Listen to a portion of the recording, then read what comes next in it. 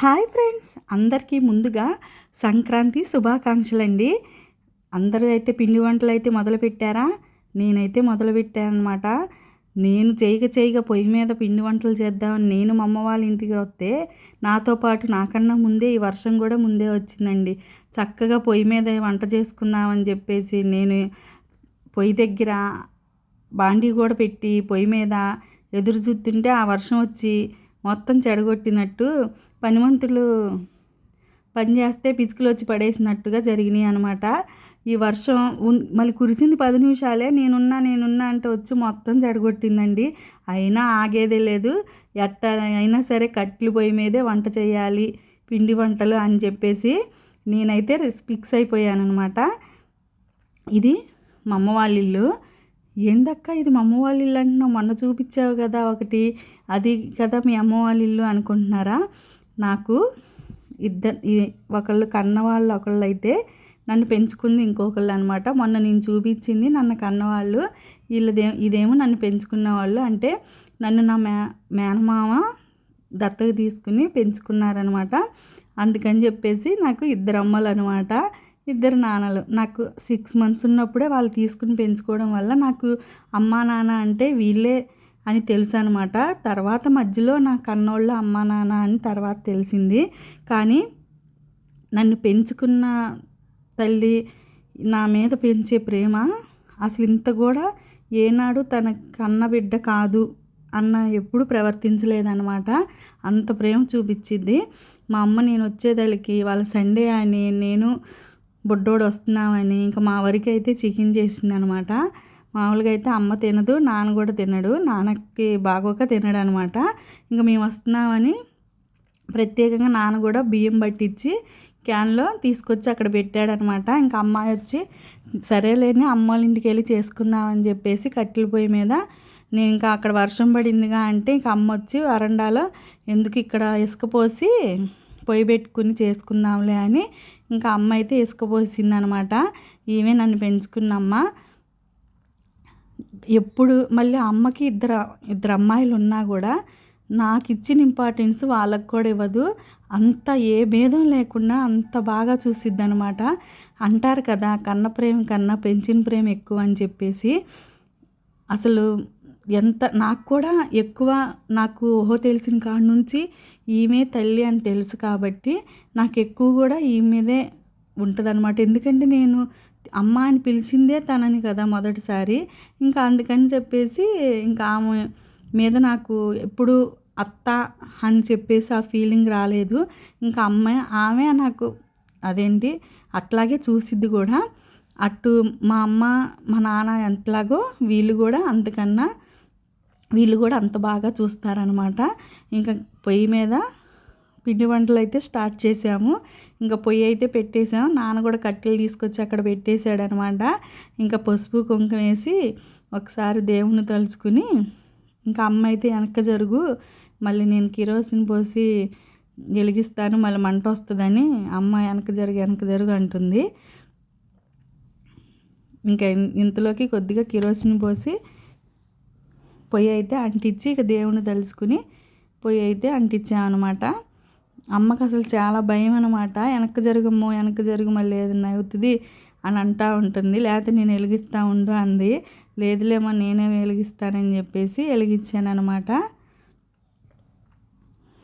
ఇంకా అలాగే బాండీ కూడా పెట్టేసాము. ఇనప బాండీలోనే కదా మనం ఎక్కువ శాతం వండుకునేది. ఇంకా బాండీ కూడా పెట్టి స్టార్ట్ చేసేసాము ఇంకా వంటలు అయితే.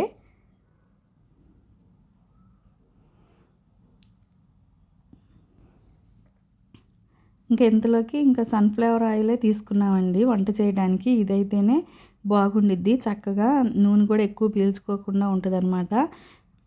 అందుకని చెప్పేసి ఇంకా సన్ఫ్లవర్ ఆయిలే యూజ్ చేసాము. మళ్ళీ పామ్ ఆయిల్ వాటితో వండితే మళ్ళీ అవి పడదని చెప్పేసి అసలు ఎక్కువ యూజ్ చేయము. ఇంకా సన్ఫ్లవర్ ఆయిలే తీసుకుని ఇంకా 2 ప్యాకెట్లు అయితే సరిపోయినాయి అనమాట. ఇంకా మొత్తానికి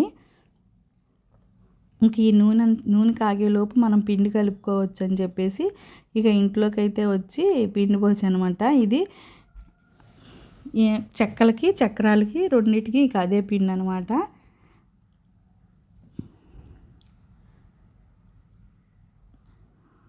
ఇంకా మా బొడ్డోడు వచ్చి నేను కలుపుతా అని వాడు ఇంకా కలుపుతా అంటున్నాడు. వాడికి ఆల్రెడీ ఒకసారి చూపించామనుకోండి అన్ని పనులు వాడే చేస్తాడనమాట. ఇంకా ఉప్పు వేసాడు. ఇక అమ్మ అయితే కారం కూడా తీసుకొచ్చేసింది. ఇంకా కారం కూడా పోసానమాట. నేను ఇంకా ఏమీ కలపట్లేదండి, ఒట్టి బియ్యపు పిండితోనే చేశానమాట. ఒట్టి బియ్యపు పిండితోనే చక్కగా నోట్లో పెట్టుకుంటే కరిగిపోయేలాగా ఎలా చేసుకోవాలో మీకు చూపిస్తాను. ఎందుకంటే శనగపిండి వేసినా తింటే మాకు పడదు, మా అమ్మోళ్ళకి కూడా పడదు. ఇంకా తిన్నకాడ నుంచి ఒకటే తేపులు వస్తే అరగవని చెప్పేసి ఒట్టి బియ్యపు పిండితోనే చక్రాలు అయితే చేయడం జరిగింది.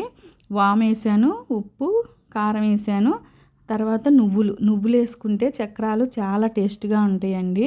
అందుకని ఇక నువ్వులు కూడా వేసుకుని చక్రాల పిండి అయితే కలుపుకున్నాను. కొద్దిగా బాగా మరగ కాసిన నూనె ఉంటుంది కదా, దాన్ని కొద్దిగా చిన్న టీ గ్లాసు బాగా మరగ కాసిన నూనెని అందులో కనుక పోసుకున్నాం అనుకోండి, చక్రాలు చాలా క్రిస్పీగా నోట్లో పెట్టుకుంటే కరిగిపోయే విధంగా వస్తాయి అన్నమాట. మనం కలిపేటప్పుడు కూడా ఏం చేయాలంటే వేడి నీళ్ళు ఉంటాయి కదా, వేడి నీళ్ళతో మనం పిండిని కనుక కలుపుకున్నాం అనుకోండి, అస్సలు నీకు మీరు నోట్లో పెట్టుకుంటే కరిగిపోతాయి అన్నట్లుగా ఉంటుంది. నేనేమో చుట్టూ పిండి అయితే అమ్మ చేత్తో కలపొచ్చు కదమ్మా అంటున్నాడు. మా అమ్మ ఏంద్రా నా పిల్ల చేతులు ఏమైనా కాలిపోవాలా ఏంది నువ్వు అన్నట్టు గెరిటి తీసుకొచ్చి ఇచ్చిందనమాట. అవును ఒకసారి చేత్తో కలుపు అంటున్నాడు మా చిన్నోడు. వరే నేను చేత్తో కలిపితే ఇంట్లో పని అంతా నువ్వే చేయాల్సి వచ్చింది, జాగ్రత్త అని చెప్పాను నేను. వాడు ఎందుకు చేతిలో కలుపు అంటున్నాడు, అది నూనె కాలిద్ది కదా, వాడు ఊరినే జోక్ చేస్తూ ఉన్నాడు అనమాట. ఇంకా పిండి అయితే బాగా కలిపేటట్టు కలుపుకోవాలండి. ఆ నూనె అంతా బాగా కలుపుకోవాలి, ఎక్కువ పోయకూడదు, ఒక చిన్న టీ గ్లాసే పోయాలి. పక్కన పొగలు వస్తుంది ఏంటా అనుకుంటున్నారా, అవి వేడి నీళ్ళు అనమాట. వేడి నీళ్ళతో కనుక కలుపుకుంటే పిండి అసలు నేను ఇలా చెప్పినట్టు కనుక మీరు ఇప్పుడైతే అందరూ చేసేసి ఉంటారులేండి. ఇలా కనుక మీరు ట్రై చేస్తే మీకు చాలా బాగా వస్తాయి ఈ చక్రాలు. నోట్లో పెట్టుకున్నా కరిగిపోయే విధంగా అయితే ఉంటాయి అన్నమాట. ఇంకా పిండంతా అయితే ఇట్లా కలుపుకుని పెట్టుకున్నాను అనమాట. మొత్తం ఒకేసారి కలపనండి, కొద్దిగా కలుపుకుంటూ చక్రాలు అయితే ఒత్తుకుంటాను అనమాట. ఇంకా 2 చక్రాల గిద్దలు ఉన్నాయి అనుకోండి, వెంటనే వేసుకోవచ్చు. అందుకని ఇంకా అమ్మకు కూడా ఒంట్లో బాగోట్లేదులే, ఇంకా ఆమె కూడా చేయలేకపోతుందని చెప్పేసి ఇక ఎప్పుడు అయితే వాళ్ళే వండి పంపిస్తూ ఉంటారు. ఇంకా అమ్మ కూడా చేయలేకపోతుందిలే అని చెప్పేసి ఇంకా నేనే చేసుకుని వెళ్దాము, ఇద్దరం కలిసి చేస్తే ఒకళ్ళు పొయ్యి దగ్గర కూర్చుని ఒకళ్ళు చక్రాలు ఒత్తుతూ ఉంటే అయిపోయిద్దిలే అని చెప్పేసి ఇంకా నేనే వచ్చి వండుకుంటున్నాను అనమాట. ఇంకా అట్లాగే దిష్టి తీసి కొంచెం అయితే పెడతాం కదా వినాయకుడికి అని చెప్పేసి అలా దిష్టి తీసి పిండి అయితే పక్కన పెట్టుకుని ఇంకా చక్రాలు అయితే ఒత్తుకోవడం జరిగిందండి.